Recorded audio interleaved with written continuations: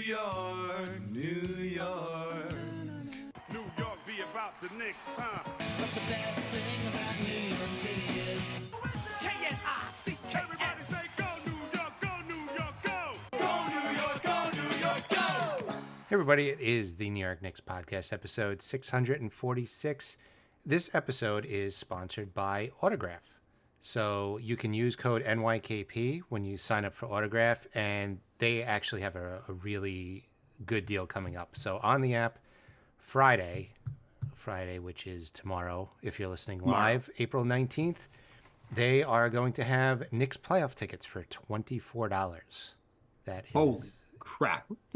Yeah, that is about $600 off of the normal price. So I think for $24 in the arena, you can get a French fry. So this is a pretty good deal. that is, you could either have a playoff ticket or get one Bud Light at MSG. Yes. So yeah, it's a cool app. You get all your sports content in one place. You can get articles, blogs, podcasts, and then you get rewards for the more content you absorb, the more rewards you get. And so you could get ranked and level up. There's leaderboards. When you go up in status, you get new rewards and exclusive content, which includes the discounted tickets and signed memorabilia. They're going to have some like jersey giveaways, autographed jersey giveaways in the future, achievement trophies and stuff. So download the Autograph app and start getting rewarded. Use code NYKP when you do. Helps out the show greatly. And the Knicks finished with 50 wins and are the number 2 seed. We're going right. By the way, the app is pretty cool because you can get you don't have to go from multiple apps to try to find everything you want for Knicks content just comes there, which is kind of cool. Yeah. But yeah, Knicks got 50 wins. They are the 2 seed. Jay, I saw this on Reddit. I wanted to read this to you. Someone wrote, this is from Reddit user Supreme Actives. He said, this season was for the fans. For the fans who watched Lou Abinson and Chris Smith suit up. For the fans who watched David Fizdale smile while down by 1,000 points. For fans who bought Ron Baker jerseys. For fans who thought a big 3 was us and Golden State. For the fans who fell in love with Pablo Prigioni. For the fans who booed Zingas Pingus. For the fans who had to sit there and watch Andrea Bardani step onto the garden floor. For the fans who acted like Mario Hezonja blocking LeBron deserved the banner. For the fans who loved Julius even when he was total crap. For the fans who loved Brunson signing and didn't bitch about every little thing, we have arrived. That is a very good post. And, yeah, I thought that was kind of awesome. And there's so many other memories of how beaten down our franchise is and how we pretended guys were something when they weren't. And we've gone through this team drafting. We've gone through this team drafting. Jake, can you hear me? Yeah, you just got super loud for some reason. Oh, what the hell happened just now? Can you hear me now? Yeah. Hang on. Sorry.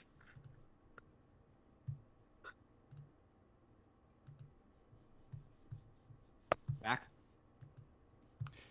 Can you hear me? Yes. Yeah. Sorry, that was awesome for the show.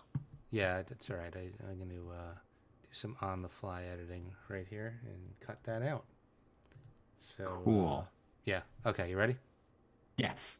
Okay. But this is just we've gone through. Let's just give it. What have we gone through as a fan base besides what was written there? We went through Elfrid Payton as starting point guard. We went through drafting Jordan Hill with a top 10 pick. We went through clearing the entire cap space to have LeBron laugh in our face.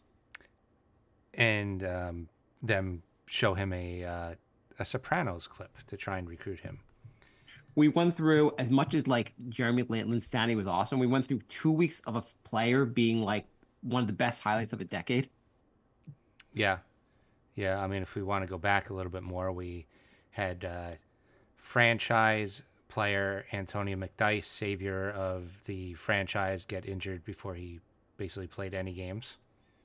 We had Stefan Marbury being paid not to play basketball games for the Knicks because they were so frustrated with him. Yeah, so we've been through a lot, but now Beat 'em. the Knicks are the number 2 seed and won 50 games, which is pretty crazy. They are now going to play the 76ers in the first round, which I didn't want to play the Heat because of the history of the Heat injuring Knicks players, but Butler got injured. Who would you think of? Yeah, definitely not Bam, but Butler got injured, so turns out that would have been a very nice matchup. But Embiid's not 100%. The Knicks are 3-0 even when against Philly when Embiid is healthy. I think the Knicks are not a good matchup for Philly. If I told you before the season started the Knicks were going to play the Sixers in the first round, how would you have thought this season went? Philly 3, Knicks 6. Yeah, there's no scenario where I would have said, "Oh, the Knicks are the 2 seed." Yeah. Yeah, and Philly had to barely win a play-in tournament game to get in. Yeah, it's kind of crazy. Also, I really, well, I guess if the Heat don't have Butler, it doesn't even matter. But I kind of wanted to see. I'd be up for seeing the Heat beat the Celtics first round. I don't But think guess they're with going to that- be playing the Celtics. Well, I guess that the Bulls are going to beat them tomorrow night, so they're probably not going to play the Celtics. Yeah. That's what I think is going to happen. Yeah. But it was just anything to throw off the Celtics because I at some point I plan on the Knicks playing the Celtics this playoff run. But I think the Knicks match up really well against the Sixers. You want to talk through the matchups, the player matchups? Yeah, let's do that. By the way, Um, some people were saying the Knicks should have tanked so they didn't have to play Philly and finish third, so they play Indiana. Like, there's one, I love how this team just doesn't care who they play. But two, I like 50 wins is significant. Like it's happened once in the last 25 years. I like that they went for it. I think if you told if you told Tibbs, hey, we'll give you $1 billion plus world peace if you tank this one game, Tibbs would be like, guess no one's getting paid today. I mean, I think most of the players on the Knicks team wouldn't have went for it either. Like, it's just a team of guys who really try hard every game. In the press conferences, you could tell they're not wearing stupid outfits and treating it like a fashion show. Like they're showing up in hoodies, and that's how you know they're serious. They're not spending time picking out fuzzy outfits like Kuzma or like the clown clothes Westbrook wears. I mean, whatever. Those players can take it seriously also, but like Tibbs is unbelievably serious. He could never throw a game. His mantra basically is winning every goddamn game and trying your hardest every night. Mm-hmm. And I know people give him crap for, like he plays his players too many minutes, which really isn't so true. But like, hey, what is wrong with wanting to win every goddamn night? I think it's absurd, like, to criticize a coach because he wants to win every night. Maybe that's how you build a good team. It's not the guys that don't want to win every night, get rid of them and bring in guys that want to win every night. There's a And that's what the Knicks reason have done. 5 5 or 6 players on this roster have had career years this year. Because Tibbs doesn't develop guys. Oh, right, He right. wears them down. It has to be impossible then. Yeah. I mean, Tibbs really like, built a roster of guys that are like, hey, like there were points in the season where Jay and I were like, hey, maybe the Knicks are too injured tonight. Maybe the Knicks should just throw this game because they're just not going to win it anyway. And the Knicks were like, fuck that. We're giving it all no matter. If we only have one person alive for the game, that person will play all 48 minutes and try to win the game.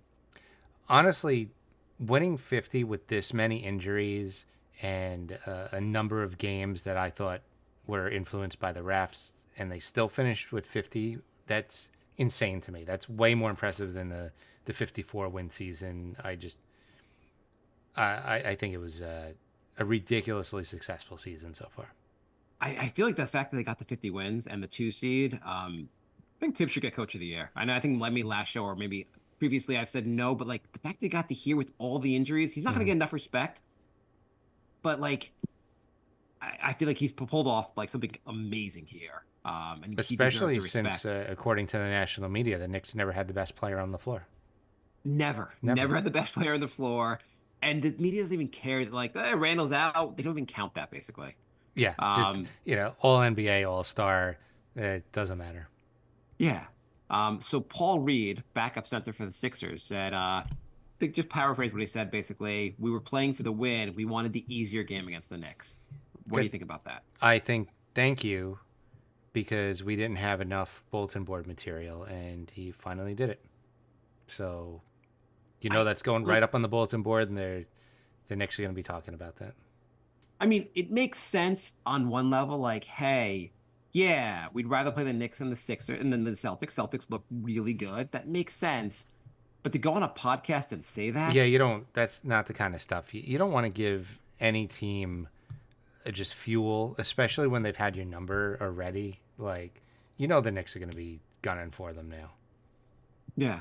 Okay, so let's do the matchup. So, you wanted to should we do position by position? Yeah, I guess so. Embiid, I Hart obviously our starting center. Embiid gets the nod there. How do you think Hart will do against Embiid? I think he'll do it right. Embiid seems he's definitely not in game shape. He had his hands on his knees. He was winded. Uh, he looked like he got a second half. He looked a lot better, but that first half he looked like he was tanking. Like he would look so bad. So,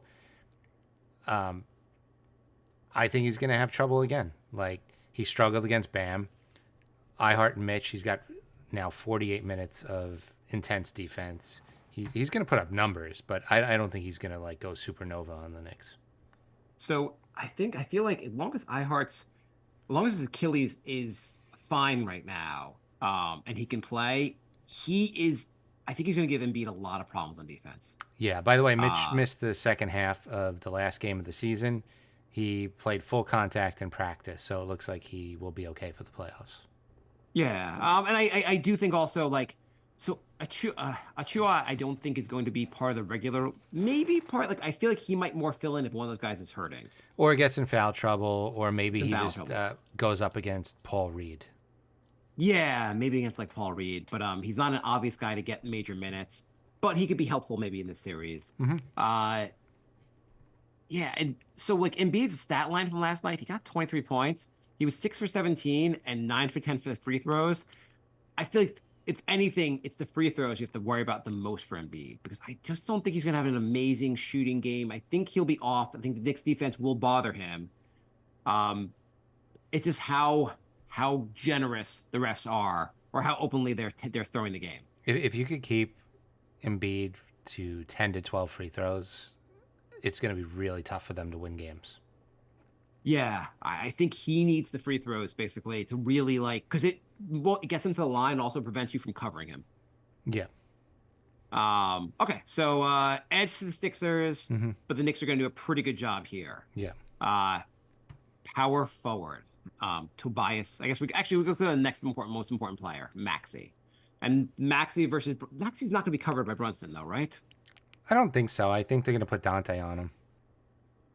I was going to say, do you think they're going to put OG on him? No. I don't think Is so. it a little too fast for OG? Maybe a little too fast. Dante's a very good defender, so I'm fine with that. I love seeing this team when Dante and OG, also when iHeart like and Josh Hart are all on the floor together. Just all these guys, or Mitch, but like all these guys who are super into defense. Mhm. It is very fun to watch and them how they just frustrates other teams. Nick's Cave says Josh Hart is going to be on him. Ah, maybe. I'm I thought fine with that Dante too. might- I mean, Hart's a very good defender too. Like he's I'm going to al- have a good defender on him. Yeah, I'm also fine with Deuce getting some time on him. Deuce, like, he's done some really good job on defense on some players this season. Yeah. I mean, he's a hell of a defender too. Like Yeah. that's if you okay, I guess like if you match up though Maxi versus Brunson, who does more damage? Brunson's obviously the better player. 100%. Unless you're ESPN, Brunson's the better player. Right. Yeah, no. If ESPN, they're like, Brunson maybe could go off the bench in this team. I mean, like, has he ever been scored in the NBA before? We don't have our stats here to verify this. Yeah, Brunson definitely clears Maxi. The next matchup, I guess, is Tobias Harris versus OG. Yeah. So, Do we think Harris is going to be covered by OG? Maybe in spurts. I mean, it's good that OG is like kind of free to like try and shut down whoever is getting hot. I feel like he covered some of Maxi last time they played and did a pretty good job. He'll do some of that. I mean, like I said, I think he's gonna float around and kind of cover whoever's like starting to look like they're warming up. I love sometimes you watch OG and he's covering the guy with the ball. The guy passes the ball and suddenly OG's covering the other guy also. Yeah. He doesn't even seem that fast, but somehow he's over there also, and they're like, "How do you just do this?" So I haven't watched a lot of Philly games this season, but they were booing their own team halfway through the fourth quarter in a 3-point game. Are they always that shitty? I don't know. I mean, I watched this when the Knicks play them, and so I think so probably. I mean, they're from Philly, so Like Harris, yes, he had a really bad brick, but it was a 3-point game with 4.5 minutes left in the fourth quarter, and they booed. And I'm like, I was at the Nets game 2 games ago. The Knicks were down 16 in the first quarter, and nobody was booing. Like, you just don't boo your home team like that. Like that, I don't know. I thought that was crazy. I mean, maybe the fans also, if you're a Sixers fan, and not really the defense, but they're like, the season's not going anywhere. We're not going to beat the Celtics, and Embiid's like 70% for the playoffs. We're screwed, and now we're just frustrated. I don't know. I I don't know. I mean, I have no other great explanation for why their fans are that wouldn't happen booing at their MSG. booing their players in a elimination game. A close one. Or not elimination, in a playing game. If they were down by like 30, okay. But like a 3-point game, I just found that crazy. I mean, it's especially weird because their team won the game. Yeah. Yeah. Like, it's one thing you're booing your team and the team lost by 30. It's like, we're booing them and they won the game. Yeah. Very I mean, weird. if they weren't booing when they won the game, but they like the fans had so little faith in the team. Anyway, OG is better than Tobias. Yeah, I mean, the Knicks are just better. Like maybe Oubre versus Dante. I'd rather have Dante than Oubre. Yeah. I think this is no question. I think the rest of the lineup really. And what do you have? Give Hart? them What Embiid. was the rest? Hart, Lowry? Yeah, like Lowry, who's well past his prime. I mean, you got Batum. Their bench might be a little more solid than the Knicks bench right now. But the Knicks are going to play the Knicks are going to play so many minutes for the starters that it's not going to make a huge difference. Starters, the Knicks have the advantage in 4 out of 5 matchups. Yeah, exactly. I mean, like, however you want to look at it, Embiid being their best player. Even if you say like just best player versus best player, I think I take Brunson over Embiid right now. I mean, they're obviously different players. Brunson is fully healthy and doing everything he can to win. Embiid is not capable of doing everything right now. He's not fully healthy, so. Yeah. Yeah. And Embiid has a nice track record of being bad in the playoffs. Brunson has a track record of going well above expectations in playoffs. It's interesting that there's a lot of Knicks fans that would like to have Embiid, considering Embiid's playoff history, and they hate Randall. Exactly. It's like, have you seen Embiid? He literally averages 10 less points a game in the playoffs. Like, it's not even close. No, he's had some terrible playoff runs. Like, But whatever. I mean, the it sucks Atlanta that Randall series can't be here. for Randall for the would Knicks. probably be like one of Embiid's better playoff series. Yeah, Embiid's not been great in the play. Hopefully we get playoff Embiid. I'm very excited for playoff Embiid. I mean, the other things that can hurt you from the Sixers standpoint, they got some good 3-point shooting. I mean, Buddy Hield can get hot. Oubre can get hot from 3. Lowry can rise from the grave at some points. I can't believe Lowry's a starter for them. It just seems ridiculous. But I think he's 30. Batum can. What is he, 38? Yeah, he's pretty old. Batum can get hot. He got hot against the Heat. Paul Reed's actually a decent player. He can play decent minutes when Embiid's off the floor. So the biggest concerns for the Knicks really are the non-Brunson minutes. How concerned are you about those minutes? Pretty concerned. I mean, that's definitely one of the Knicks' bigger weaknesses. I mean, that may be the biggest weakness. Yeah, I mean, McBride's excellent defender. His shooting has been so good this season, but just the way the ball moves and the way the offense is run is a little rough. So it's concerning, but you have to.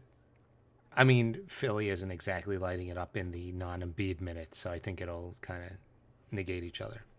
Remember the game against Philly where McBride went 5 for 5 from three in the second quarter? Yeah, yeah, That was pretty cool. that was good. I feel like with McBride, the issue in some regard is that he looks better if he gets to play more minutes. Like you put him out there for 25 to 30 minutes, you get better McBride than you would for 10 to 15 minutes. Right. And he's probably not going to get 30 minutes. He's not going to get 30, but he might get close to 20. Yeah, I mean, on this team, especially with the guys they have to guard, there's a very strong case to use him a little more. Like they're not like you can have him on. I mean, you can have him on Maxey, you can have him on Oubre, like nothing crazy about it. Or Lowry, really. Nick's Cave says Boyan and McBride should run pick and pops. I mean, there's definitely Yeah. going to be opportunity for Boyan to have a big playoff run. Like he's kind has of been- like an X factor off the bench. Like the Knicks bench isn't that deep. They're gonna without Randall, they need some big Boyan minutes. Yeah, and they need a lot from him. So it came out this week also that he is dealing with an injury, and he's been dealing with an injury the whole time. Yeah, he's had a hurt wrist for pretty much the whole season. It seems like he learned how to shoot through it in the last few games, though. So, nothing that it might need surgery, but it's one of those where it can wait till the end of the season.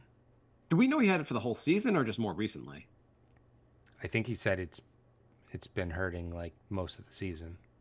Okay. I mean, it could explain how he was not playing as well for the Knicks initially. But yeah, he's come on a lot more as of late. He seems like he's more Comfortable. fitting in a little more. Yeah. I mean, it's also like you're a starter for all this time on a team that's really not trying to win every night. It's a huge thing to switch gear. Now you're a bench guy. We have to play our heart out and try to win every game.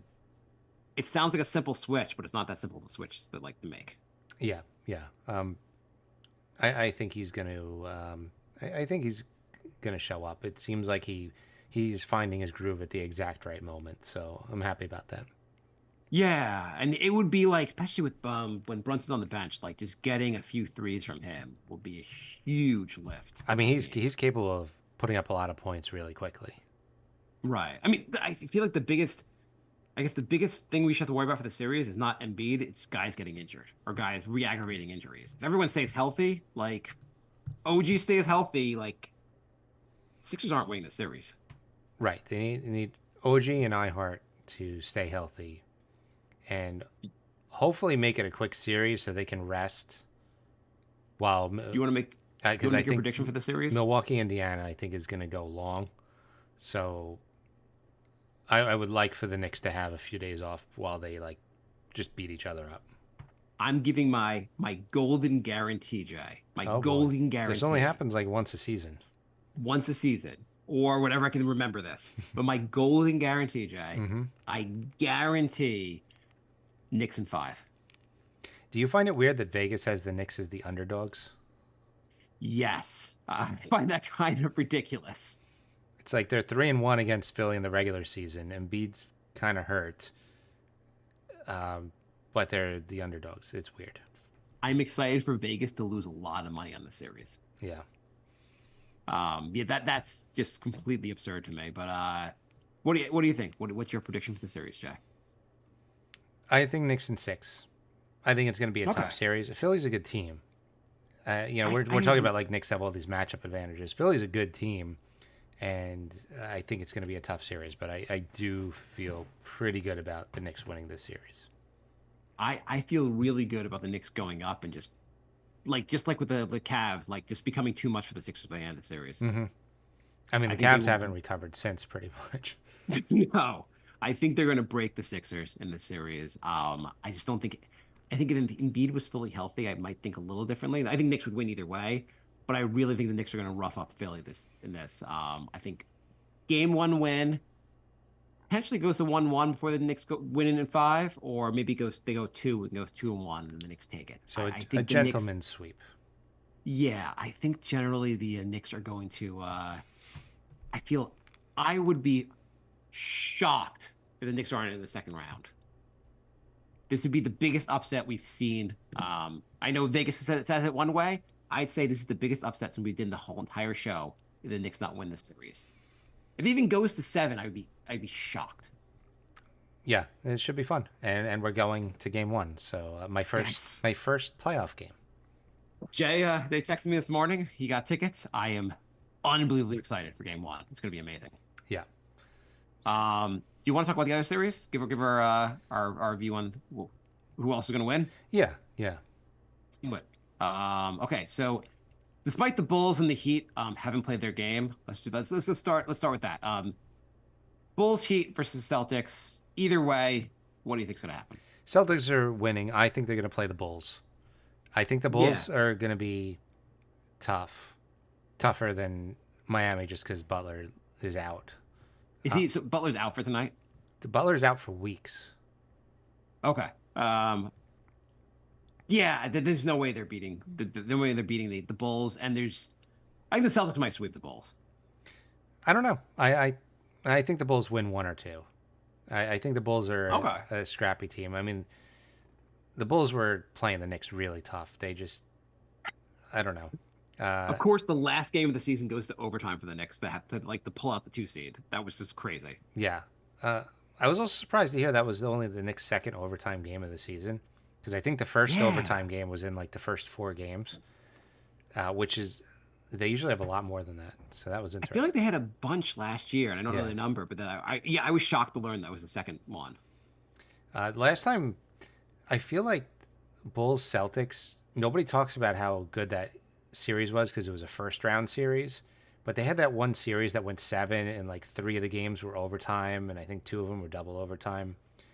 That was one of my like all time favorite playoff series, and nobody talks about it because it was the first round. But I thought that was really good. When was this? It was a while ago. That was back when like Derrick Rose and Paul Pierce. Oh, yeah. I was trying to figure out if you were talking about like the Jordan Bulls or did I forget a series from last year? No, I want to say like 08 or something like that. 09. Okay. Yeah. Okay. So we'll say all... Celtics. You think Celtics win like sweep? Yeah, I think the Celtics are gonna. Maybe the Bulls get one game. I just don't see. I don't see it. Yeah. You really think they're? I don't think they're that good. The Celtics are really good. I know, and I think the Celtics will have problems like in other series. But I think the Bulls are like just a pretty easy matchup for them. Yeah, I mean, I think 5 is fair. Yeah. Okay.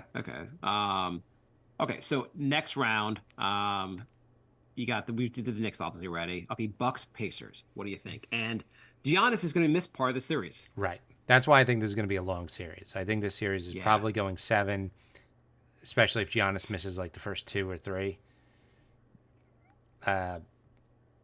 It's hard to tell because I would say Pacers win if Giannis like just doesn't come back. If Giannis comes back, I think they're better than the Pacers. So I'm going to say prediction for this. I saw Giannis bend his knee backwards and miss like 1 game. So I'm going to say Giannis is just like an alien and he comes back after 1 or 2 games and they win the series in 7. I think the Bucks are going to lose this series. After losing this series, they're going to fire Doc Rivers, do a long search, and then hire Doc Rivers as their coach. They were like, week once with a veteran, and they're like, "What the hell are you doing?" While they try to get Bud to come back. Yeah, I think Giannis is going to miss a significant portion of the series. That's why I think the Pacers is 7. Okay, I mean that's fair. If Giannis misses more than 2 games, I think the Pacers win. Yeah, that's exactly what I think is going to happen. I think they're going to miss more than 2 games. I think, and maybe he's back to the deciding game, but I feel like he also will not be 100%. And Pacers are a good team, and the Bucks aren't that good without Giannis. They're pretty bad without Giannis. Yeah. Yeah, Cavs and Magic. Donovan Mitchell's healthy, right? Yes. So, but that also speaks for the Knicks' really good roster build and their depth, because Randall went out, All NBA, All Star, and they still won 50 games and they look good. Butler gets hurt, they're finished. If Embiid gets hurt again, they're finished. If Giannis gets hurt, they're finished. Like, the Knicks absorbed like an all-star getting hurt. I don't think other teams have that luxury except maybe like the Celtics. Yeah, I mean that's a very fair point. I don't see. I mean, I guess you could argue Brunson's the best player, so he'd be losing the second best player. But if Sixers lost Maxey, they'd be done. Yeah. Or if the Heat Uh, lost Bam, like they'd be Yeah, done. the Bucks lost.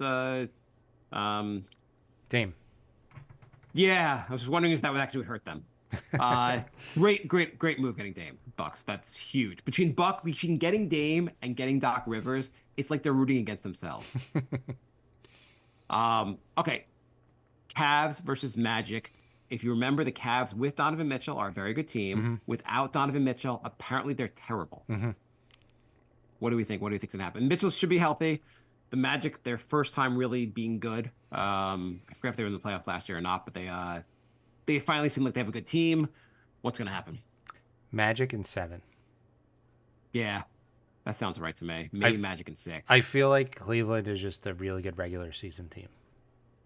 I think Cavs. I think Donovan Mitchell calls his agent by Game 5. Is like, I'm out of here. There's just the Cavs are not. They're not a playoff team, and Donovan Mitchell knows that. And so, like, this is the last game they play against the Magic. Is the last game he plays in the Cavaliers uniform. He's going to show up to Game 6 in a Villanova uniform. That would be great. So we have okay. Well, obviously we'll talk about the next round from when it happens, but solid predictions. You wanted to let's switch over to the West. Okay. So we still haven't seen the game hasn't happened yet. Oh, by the way, what do you think about the Golden State Warriors being basically done as a playoff team? I think I would be crapping my pants if I was Clay and I went 0 for 10 for 0 points the day before I was a free agent. Like Someone put a pic of a image of Clay in like a Shanghai Sharks uniform. for next yeah, I season. mean, it's tough. Like he was so good, and then he had those back-to-back injuries. He missed over 2 years of games, and he was just never the same. But the fact that they had him off the bench for like dozens of games, and they were doing much better. And then for the single elimination play-in, they're like, yeah, let's start him again. Like I don't know if that was a good. They moved him back to the starting lineup towards the end of the season. Clay's numbers on paper aren't that bad, but he's not the player he was. I guess nobody expected him to go 0 for 10. That was brutal. And Chris Paul had a pretty bad game too. In the playoffs, Chris Paul? I know. That's impossible. I know. So Yeah, I think it's tough. They're done though. Like I don't know. Clay is gone. You can't give him a big contract. You have to figure out how to rebuild. They said we're going to do everything we can to help Steph win for the end of his career.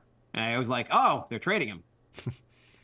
Either that or they have to like trade Wiggins and Green. Oh, there should be everyone's going to line up for those guys. I know that's the thing. How much value these guys even have. Anyway, we have the offseason to talk about this kind of stuff. Yeah. But the end of an era anyway, for them. Kings. So Lakers beat the Pelicans. Zion had 40, but was injured. And his playoff run ends after one game, which is impressive. They showed up for one game. I mean, he's averaging 40 points per game for his career in the playoffs. Yeah. Except hopefully he'll be. Play-in tournament stats don't count, so he actually still technically has 0 playoff points. So the Pelicans will play the Kings. Well, first, I guess, what do you think? Who wins this series? Kings, definitely. The Pelicans actually without Zion are a pretty good team still. I still think Kings are better. I think the Kings are soft. I am still saying even without Zion, the Pelicans win this game. Okay. Not that it matters. Either team is going to lose to the Thunder. Yeah. I'm going to take the Thunder in 6, though. I feel like maybe 5. What do you think? I think Thunder in 5. Yeah, Thunder are a really good team. I think the Thunder might go to the finals this year. It should be interesting. Okay, so next matchup, Lakers Nuggets. What do you think? Nuggets in 5. Nuggets in 5? I think at least 6 games. I don't. Lakers are not going to just roll over. They got swept last year, didn't they? Did they? Okay, they're not going to roll over 2 years in a row, Jay. I think 6 games. I mean, the Nuggets win this, but I think 6 games. Suns. Yeah, the Nuggets swept them, right? Pretty sure the Fine. Nuggets swept them last season. Okay, T-Wolves, Suns. Yeah, it was that series where every game was close, but Yeah, I think they're going to play close games. I feel like they might pull a couple of close games. I mean, Nuggets also were on a tear last year. They're a very good team this year. Maybe they're not going to be as good as last year. No great reason why. I just feel like it's hard to reproduce. They were really they were unstoppable last year in the playoffs. Nuggets in 5. Okay. Suns, T-Wolves. This will be a really good series. Yeah, this is gonna be fun. They got Towns back just in time to screw up their rotation and chemistry. Suns killed them at the end of the season. They did. They crushed them. It's not a good matchup for the Timberwolves. Timberwolves are a very good team. Suns are just not a great matchup. I still think Timberwolves are better. They're one of the best defensive teams in the NBA. Yeah, I'm gonna say Timberwolves in 6. I'm gonna say the Suns in 7. All right. Maybe 6. I think the Suns are winning the series. Kevin Durant's a very good player. Devin Booker's a very good player. I think the Suns will find a way to win these games. Suns better hope they win a series. I mean, if they don't win a series, wow, like you won. I mean, you were the 1 or 2 seed consistently. Then you got Kevin Durant and Bradley Beal, and you're barely barely avoiding the play-in. Yeah, it's gonna be a disaster if they don't win a series. Yeah. And I don't know where you go from this, but that would be a fun offseason conversation. Mavericks Clippers. That should be a hell of a matchup. Yeah, Kawhi seems like he is hurt just in time for the playoffs. Is he hurt? Yeah. Well, I mean, like, is he playing or is he hurt? Or is he missing games? Well, he missed last game. And but he's going to play this game. He has knee inflammation. He's already questionable for the first playoff game. So I mean, holy shit. It's amazing how terrible it worked out for the Clippers when they got Kawhi. When they had this big thing and they got Kawhi and Paul George. So, was it 4 years ago? They've done nothing with it so far. I know. So, yeah, no, Mavs. Definitely Mavs. Mavs. Yeah, I mean, you got James Harden playoffs. I mean, you can always count on that, right? I don't even think this. Yeah, if I'm gonna say Mavs in 5. I think Kawhi's gonna miss a bunch of games, and they're not that deep. Here's what's gonna happen, Jay. Here's exactly what's gonna happen. Kawhi is going to go nuclear in Game 1. Everyone's gonna be talk radio. Everyone's gonna be like, "Holy shit, Kawhi is back! He put up 48 points. Goddamn, shut down the Mavericks. Holy shit, Kawhi is back." Clippers win by like 30. But he won't play it. No. They'll win that first game. Yeah, by like 30. Win by 30, yeah. And then he will not play a single more game the rest of the season. And they lose the next 4. Rest of the playoffs. Yeah. Sounds about right. He'll pull a Zion. He'll play one game. It'll look awesome, and he'll be like, "My work's done." Isn't that what he did last year? Yeah, he played like 2 or 3 games, maybe 2 games. Everyone was like, "Oh my god, I forgot how good Kawhi is," and then they're like, "He's questionable for next game," and you won't see him till the fall. Yeah, definitely Mavs. If Kawhi could stay healthy, Clippers win this series. So with the fact that you need Kawhi to be healthy for a whole series, there's no chance that Clippers win the series. T-Wolves in 6, maybe 7. Mavs? Mavs. Sorry, Mavs. I meant Mavs in 7. I think Mavs in 5. No. You have an injured Kawhi and playoff Harden. I don't trust this team. I just don't trust them. And Paul George hasn't gotten injured I think yet. this is gonna be a good series. It's I not think like it's gonna go 6 or 7. Paul George has played the most games this season that he has in a long time. I don't trust him to hold up either. I mean, do you trust Kyrie not to do something Kyrie-like? I do. By the way, do you realize the last time Kyrie did anything of significance in the playoffs, it was like 30 years ago? Yeah, it was what, 2019? 2017? Was it even? The last time he did anything significant was he was on the Cavs. That was the last time he did anything significant. The last time Paul George played over 70 games was when he was on the Thunder. It's been a while. Yeah, 2019. Yeah. So I think yeah, I mean, I guess Luka should be able to win this series. I I think it's gonna go a bunch of games though. Remember that shot Luca took against the Clippers when he beat them? He took like it was like a game 1 or 2 of the playoffs where he shot from like 40 feet to like win the game. Yeah, he's ridiculous. He really is ridiculous. We were saying if he got a 3-point shot, he'd be like unstoppable, and his 3-point percentage is pretty good now. Yeah, no, he's gotten better. He's still sometimes chucks. He But definitely he does heat checks, but he got his percentage up to the point where like you have to respect his 3-point shot, and I mean that was the whole thing. Like, keep him behind the 3-point line, and he shot 38% this season. I mean that's Dallas team looks really good. Also, they have a lot of good players now. I mean, like from what they had, they actually built a solid team. Like I like the PJ Washington move. They got who's the center they got? That's pretty good. Derek Lively pick was awesome. Lively. I mean, that was a great pick. Yeah, I mean they got some players. Getting Gafford at the end, like, it was a solid low risk move.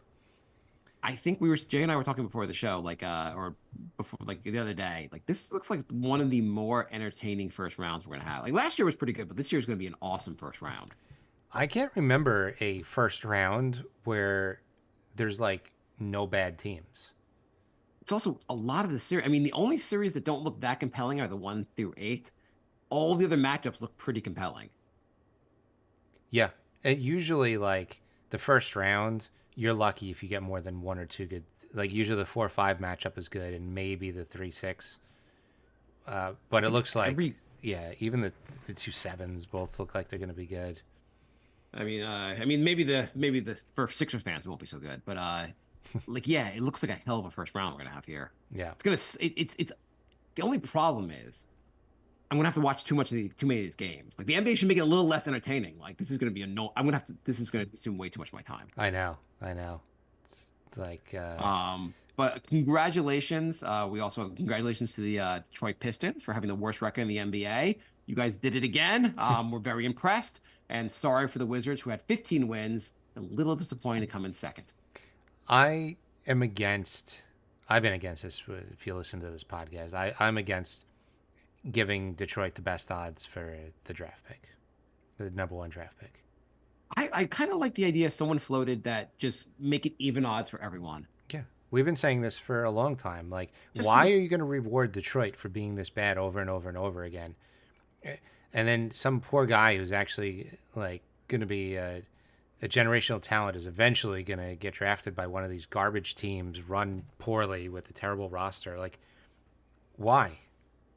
I mean, Jay's been saying that. I've been saying when the Knicks were really bad, we never got the number 1 pick. So fuck everyone else. That's my view on it. Now that the Knicks are good, similar to your view. Just give everybody a 3.5% chance at getting the number 1 pick. Not everybody, just the non-playoff teams. It's fair. Just all the lottery teams. I don't care. Everybody. You still have a 1 in 30 chance. Like the odds of like a really good team getting the number 1 pick is 3%. No, but I still think the teams that didn't make the playoffs, I get that part of it. But whatever. Either way, it's also amazing. Like Detroit drafted Cade Cunningham and are like garbage with him. And like you had the number 1 pick. Teams have had the number 1 pick and just like they're still really bad. Yeah. It's sometimes tanking helps. It's interesting. We're playing the Sixers. Sixers used tanking to build part of their roster, trust the process, and then eventually gave up on trust the process. But like that was their big thing. And from all the trust the process, they got 1 player. They got Embiid because Ben Simmons obviously you can't count anymore. So when they got versus the Knicks were like, we kind of are going to build to the draft. We're kind of going to do some very smart acquisitions and build a little differently. And it's gone outstanding. Yeah. I mean, Philly, they made some really bad draft picks with their top picks. Yes. That's the thing. Trust the process works if you, like, you have to be good at drafting. You can't waste really good draft picks with just. Well, like the Knicks did 4 years in a row. Yeah. I mean, the Knicks also proved like it doesn't even matter. Like, if you have the 8th pick every year, that could be really helpful if you know who to draft. Yeah. Yeah, but you can't draft like Okafor and Fultz. I mean, Leo Okafor is the ultimate, like, the NBA has changed draft pick. Because if he gets drafted in 1992, he has a solid NBA career. Gets drafted in 2013, he's out of the league pretty fast. I mean, Evan Turner. Just a lot of wasted top I mean, 10. the Knicks have wasted a lot of picks also. So, but The Knicks have been bad for a long time at their high draft picks. So you can't really, you can't really knock Philly too much. But that was Philly's entire strategy. The Knicks were like, they were bad almost by accident. They thought they were going to be good every season. we wanted, and I've been saying for years, I wanted the Knicks to build through the draft. And I thought that was the only way the Knicks were really going to get good, and it turns out I was wrong. Yeah. I mean, you could build through the draft, or sign a backup from another team who's a second round draft pick for a little bit too much money and have him become an MVP candidate.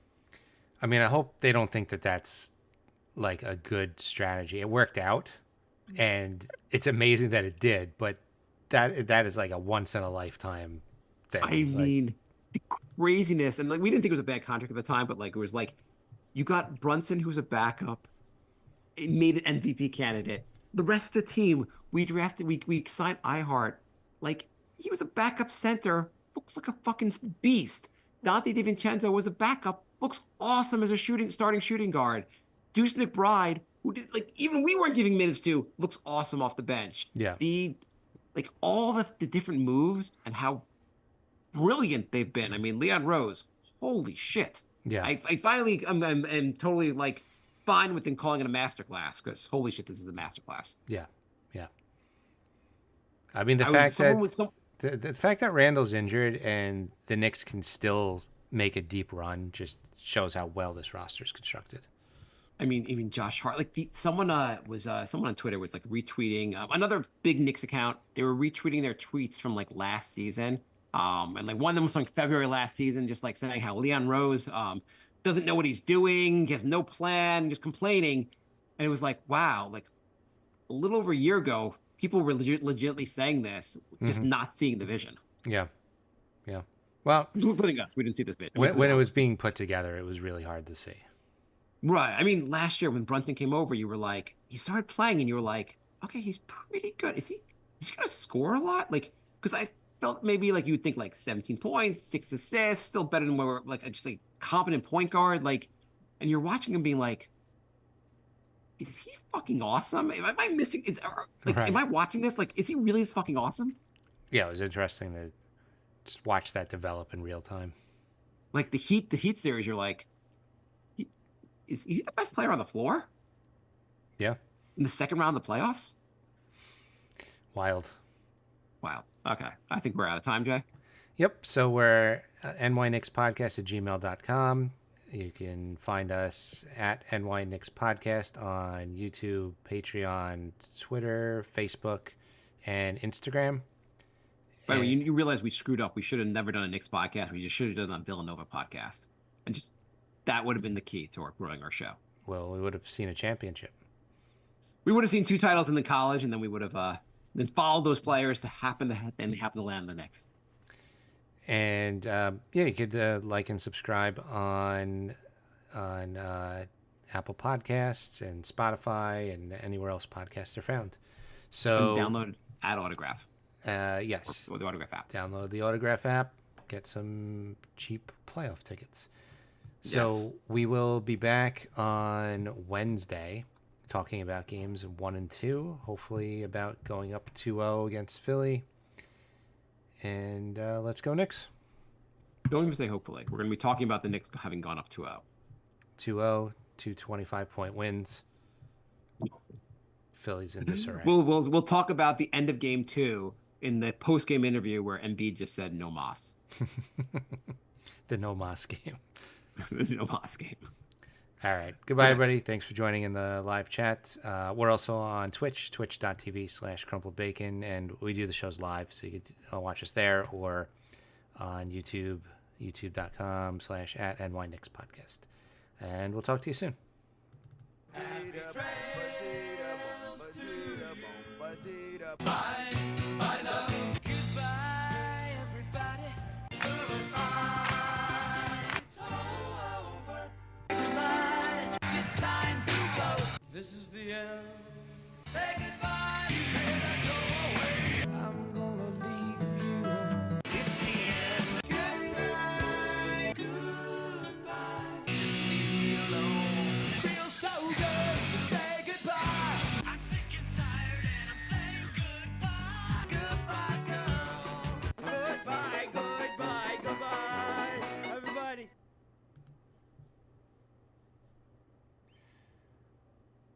All right. Cool. Thanks for joining, everybody.